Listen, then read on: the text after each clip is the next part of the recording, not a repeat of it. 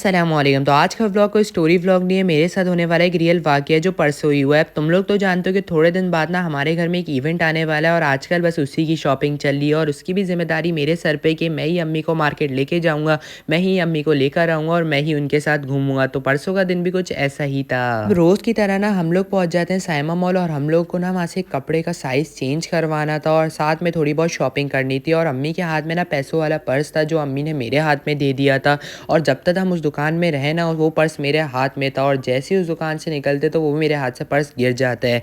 अब उस पर्स में ना काफ़ी ज़्यादा अमाउंट थी और हम लोग जैसे ही दूसरी दुकान पे पहुँचते हैं ना तो मुझे याद आता है कि वो पर्स कहाँ है और जब हम लोग कैमरे वैमरे चेक करवाते हैं तो कुछ ऐसा नज़ारा आता है कि कुछ लोगों के अंदर ना ईमान नाम की कोई चीज़ ही नहीं होती है, मतलब उनको पैसों के आगे कुछ दिखता ही नहीं है। बाकी इन दो ग्रीन लड़कियों को देख लो, मैं इन पे इतना फोकस इसलिए कर रहा हूँ कि इन तक ये वीडियो पहुँच सके और इनको मालूम चल सके कि पैसे जब मिलते हैं ना तो किसी के उठा के फ़ौरन बैग में डाल के निकल लेनी चाहिए, क्योंकि इन्होंने भी कुछ ऐसा ही किया। तुम लोग देख सकते हो, लिफ्ट के पास से पैसे उठाए, अपने बैग में डाले और खुशी खुशी ना निकलने की कोशिश कर रहे थे कि कोई पीछे से आके पूछ न ले कि किसी ने पैसे नहीं है। और वहाँ ना हमने अनाउंस भी करवाया था और ये लोग ना काफ़ी देर मार्केट भी घूमी थी।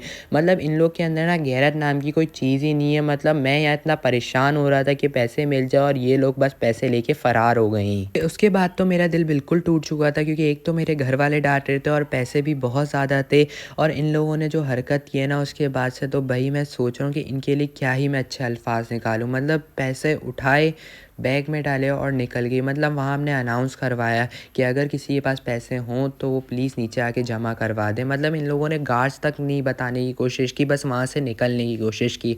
बाकी आज का व्लॉग मैं बस यहीं एंड कर रहा हूँ। बाकी टाटा बाय बाय।